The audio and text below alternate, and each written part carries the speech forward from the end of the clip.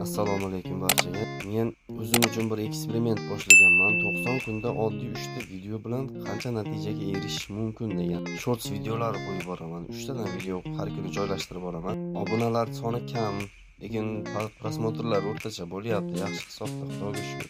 Nima maqsadda bu narsani boshladim deydigan bo'lsak, men O'zbekistonga borib bir ikkita biznes planlarim bor. Inshaalloh ularni amalga oshirmoqchiman. Ana shuni amalga oshirgan mahalimda menga media sohasi kerak bo'ladi. Men hozir shu narsaga vaqtim bor ekan, Turkiyadaman. Mana shu media sohasiga kirib ko'rmoqchiman. Ozgina kirdim, boshladim hozir. Hali to'liq media sohasiga kirib ketganim yo'q. Bu video tayyorlashimdan maqsad na ota-onamni ham, sizlarning fikrlaringizga qarab bo'lyapti. Bu narsadan hali hech kim xabari yo'q. Eng yaqin do'stlarim, yorim, davom etyapti. Hali hech kim yonimdagi yuradigan bolalar ham men kanal ochib yurgizayotganim ular bilmaydi. Bugun mana 21-kun. Hozir endi uchun video tayyorlayapman. O'ylaymanki, bu narsa sizlarga qiziq bo'ladi. Men Turkiyadaman, hozir meni bir o'tib ketyapti. Bu da foiz Turkiyadan 70%, 65% O'zbekiston, 5% Rossiya, Pokiston, Iroq o'sha tomonlardan kuzatish bo'lyapti ekan. Men bundan juda ham xursand bo'ldim. Maqsad nima? Maqsad media sohasida o'zimni rivojlantirish, shaxsiy rivojlanish.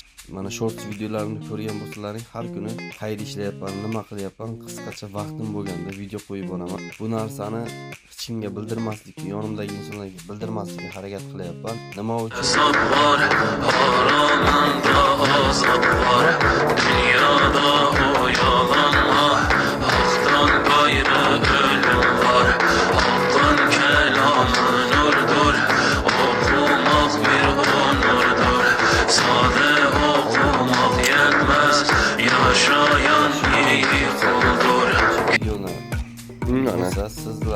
Sizlardan like bosinglar, 16-kunda ertalabki video olyapman. Kim kuzatyapti, qanday fikrda, sizlar tomonlaringizdan bitta ham muhim men uchun. Xudo xolasa O'zbekistonga borsam, ko'p video ola olmadim. Ishlarim bor. Menga media sohasi kerak. Hali Instagramga kirganim yo'q, men ishlamoqchiman. Shuning uchun faqat bo'lyapman. Hali Xudo xolasa harakat qilaman. Instagramga ham media sohasiga qaraman. Hozir Istanbuldaman.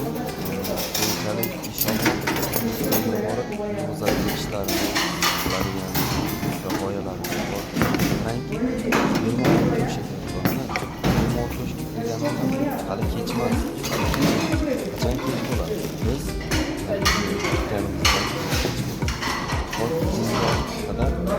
qilishimiz kerak, to'xtamaslik kerak.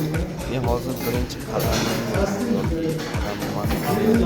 lekin media sohasiga kirdim va xudo xolasa media sohasida chiqib ketish niyatim yo'q. Media sohasini davom ettiraman.